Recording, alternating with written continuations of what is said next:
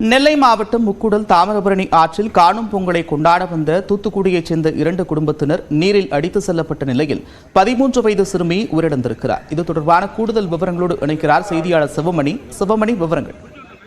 நந்தா, தூத்துக்குடி மாவட்டத்திலிருந்து திருநெல்வேலி மாவட்டத்தில் இருக்கக்கூடிய முக்கூடல் பகுதிக்கு அவர்கள் காணும் பொங்கலை கொண்டாட வந்திருக்கிறார்கள். அவர்கள் மட்டுமல்லாது திருநெல்வேலி மாவட்டத்தில் தாமிரபரணி ஆறு பாயக்கூடிய பகுதிகளில் ஏராளமான மக்கள் காணும் பொங்கலை கொண்டாட கூட்டமாக வந்திருந்தார்கள். இந்த நிலையில முக்கூடல் பகுதிக்கு இன்று காணும் பொங்கலை கொண்டாட வந்த தூத்துக்குடி பகுதியை சார்ந்த ஐயப்பன் உள்ளிட்ட அவர்கள் குடும்பத்தினர் 2 குடும்பத்தினர் அங்கு வந்திருக்கிறார்கள். அவர்கள் 5 பேர் தண்ணீரில் அடித்து செல்லப்பட்ட நிலையில் உள்ளூர் மக்கள் அங்கு குளித்துக் கொண்டிருந்த உள்ளூர் மக்கள் 3 பேரை பத்திரமாக மீட்டிருக்கிறார்கள்.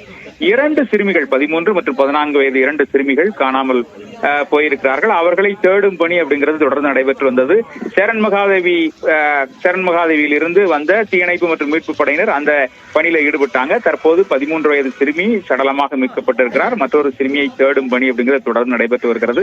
இந்த சம்பவம் அப்படிங்கிறது அந்த பகுதியில சோகத்தை ஏற்படுத்தி இருக்கிறது. காணும் பொங்கலை கொண்டாட வந்த மக்கள்ல ஒரு சிறுமி உயிரிழந்த சம்பவம் அப்படிங்கிறது ஒரு அதிர்ச்சியான சம்பவமாக பார்க்கப்படுகிறது.